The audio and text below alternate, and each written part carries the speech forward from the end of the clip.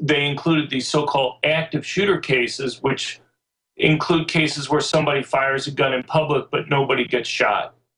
And the thing is, the way they incorporated that data, there's just no data set for that. Police don't collect that type of data like they do murders or rapes or robberies.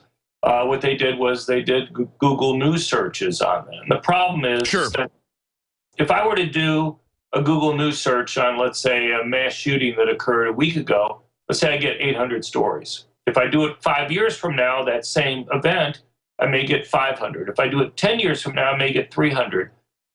Archives aren't kept up. News organizations go out of business.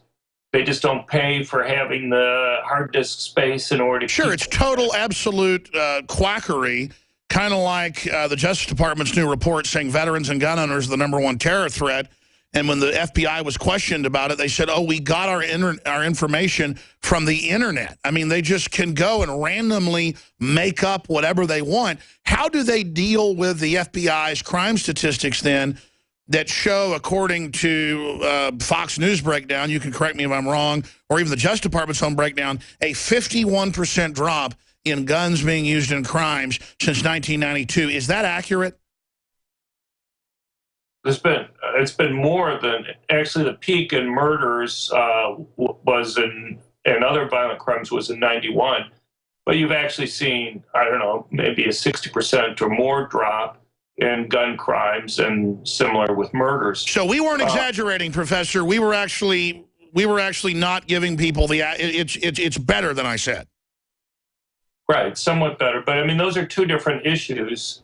Gun crimes generally, and those that are used in mass shootings. I mean, there's mass shootings, deaths from mass shootings have been relatively constant. You've actually had a drop.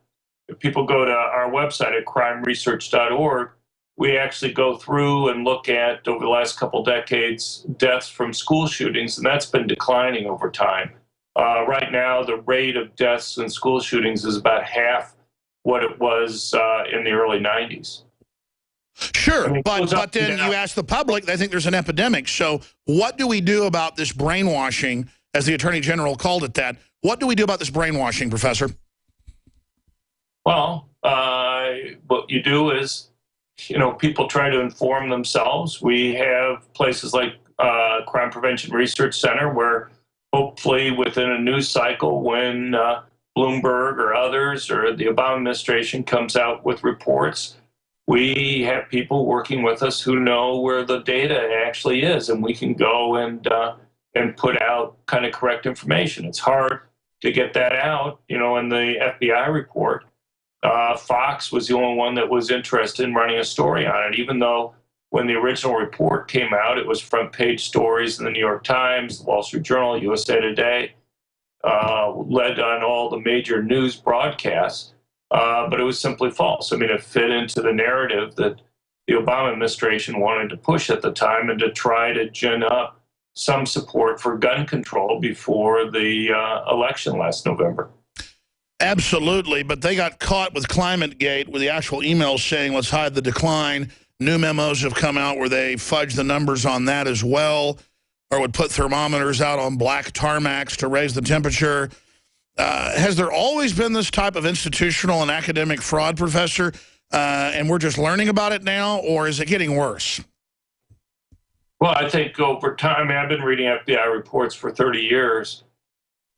The FBI has kept a Chinese wall between kind of political influences and the raw data. The report that was released before the election last November is the first time and the only time that I've really seen FBI numbers actually corrupted in that way. And it's something that concerns me. I hope it's not a trend that goes on. I mean, surely data has been used for political purposes, but there's always been a distinction between how data is used and the actual raw data. I mean, other academics around the country will use that raw data for studies, and if the raw data is corrupted, it's going to make it so that all those studies that use that data are going to be pretty useless. Sure. Well, we actually have gone out on a number of occasions and hired doctorate statisticians to look at the numbers, and you know, one can come up with 51%, you can come up with 60. Bottom line, more guns does equal less crime. And if you go to crimeresearch.org, you can see some of the most prestigious research, which needs to get out to people, because we have the facts, they have the lies. Everybody knows, you know, a city like Austin with all the guns has a lower crime rate than New York with no guns, or Chicago. I mean, it's really a no-brainer. But Nobel laureate Milton Friedman called John Lott, said John Lott, quote, has few equals as a prospective analyst and controversial public policy issues. He's been one of the most productive and cited economists in the world. He's ranked 26 worldwide in terms of quality adjusted total academic journal output, 4th in terms of total research output, and 86th in terms of citations. That's worldwide out of tens of thousands. Among economics, business, and law professors, his research is currently the 25th most downloaded in the world. He's also a frequent writer of op-eds. And I'm not trying to sit here and, you know, grovel at the feet of the professor, but he really is a top academic that big corporations, governments, militaries come to get real numbers, folks. Not the publicized Obama garbage where they get, I mean, what's breaking the back? Let me ask you this, getting out of statistics, Professor. What is breaking the back? Because, I mean, I think we're starting to break it. We're starting to win, which really makes me fear for what they're going to pull next, what hype they're going to go with. How will they strike back, A, the anti-gunners, obviously executive orders, but more, I want to know. And then B, looking at this just as a layperson, not as a professor, why are they so anti-gun? What's driving them? All right. Well, there are a lot of questions that you're raising there. Let me just point out first, if you look at polls, whether it be Pew or Gallup or CNN, over time there's been increasing opposition to gun control. The latest polls show that on net you have significantly more people opposing gun control than support it. And that if you look at Pew's surveys, for example, that change basically started around 1999, 2000, and it's gradually been getting more opposition. Right now, people oppose more gun control by about a 52 to 46% margin. If you go and you look at the surveys that kind of break this down a little bit further, what you find, I think, is that the number one reason people are opposing more gun control is that they've changed their views on the benefits of guns. If Gallup in 2000, when they asked people whether guns in the home make people safer or is riskier, only 35% of Americans said that having a gun in the home made them safer. At the end of last year, it was up to 63%. That change is huge. Is that not an inversion? I mean, that's a flipping, isn't it? Right, it's a flipping, but basically it corresponds very closely with the other polls that I was mentioning in terms of increased opposition to gun control. And I think just as we can see that, the reason for the change, Bloomberg and other organizations see that also. And so with their spending, and you're going to see over the next year and a half or so, has been right. So you're showing the Pew survey there, and you can see support for gun ownership was falling during the 90s, kind of hit the bottom the end of the 90s, 2000, and has gradually been increasing since then. But they see that also. And so what you're going to see over the next year and a half is really an explosion of research being financed by Bloomberg, by the Obama administration, by others, by large foundations. Just in the beginning of 2013, President Obama met with the head of 23 large healthcare foundations who had been working with him on pushing Obamacare. And what happened is that he said, look, we've won that debate. It's time for us to focus on another issue. And what he convinced them to do was to focus on gun control. So you have these large foundations that may be spending tens of millions of dollars each, now focusing on guns. And they've been doing that for a couple of years. And you're going to start to see pretty much a tidal wave of research, and it's going to get huge news coverage when it comes out over the next year and a half. And I think that's how they think they're going to change the debate. And so the question is, who's going to be able to go and do research in order to try to offset that, to try to respond to all those claims. Well, that's your answer, and that's exactly what I think as a layperson. And I can see the graphs, I can talk to the public, I see what's happening. Abortion in 1973 was basically 60% for, 35% or so against, maybe 5% didn't know. Now the numbers have flipped. As you said, you can look at different polls. They're all pretty much the same. Same thing with guns. It's completely flipping. And I see after Newtown and other events that accelerating the implosion of the gun control myth that it makes us safe. Is there a danger for Bloomberg and Soros and these other operatives?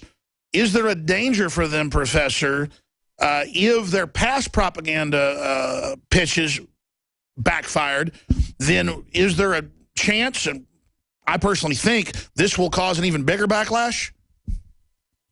Well, I don't know. I mean, they're doing it differently. They're basically funding academics that agree with them, giving them lots of resources to produce research. And so I'm not sure. I think it will have some impact on the debate. I mean, if you have academics constantly coming out and saying that guns are bad, I mean, I think they're not representative of the research that's out there and that it's misleading. But you have to understand the problems with the research, and most people in the media don't have the background or the knowledge to go and dissect those claims that are going to be made. And that's the reason why we set up crimeresearch.org. Well, here's why I know, just as a man and as a media person, why they're going to lose in the end. And that's because people have lost confidence in the central government to protect them. They've lost confidence in most local governments to protect them. It's not the local government's job to protect you. And people now are understanding they need to get prepared and be the captain of their own ship. And I think it's for that reason, the major libertarian swing that even the Financial Times of London reported on worldwide. I mean, we're seeing gun control reversals in other countries now. I think this is the beginning of a libertarian renaissance. But as you said, the empire is going to strike back with quack science. But I think we've got a good chance of really winning, Professor. Well, it's going to be an interesting debate. You know, all we can do is just try to get accurate information out there. You know, there's to accurately measure both the costs and benefits of people being able to own guns. I mean, there's been some changes for the better. I'll just mention a couple things. One is, if you go back to 2007, there were about 4.6 million concealed carry permit holders. Now there's over 12 million. And you've begun to see that people who I think benefit the most from owning guns, basically two groups, women and the elderly who are relatively weaker physically, and the presence of a gun represents a much bigger change in their ability to defend themselves, as well as poor blacks who live in high crime urban areas, the people who are most likely to be victims of violent crime. You've been seeing changes in their attitudes towards guns and increased gun ownership and increased concealed carry permits among those individuals. Can you talk about that? Because that's really interesting. I've seen the statistics out of Chicago.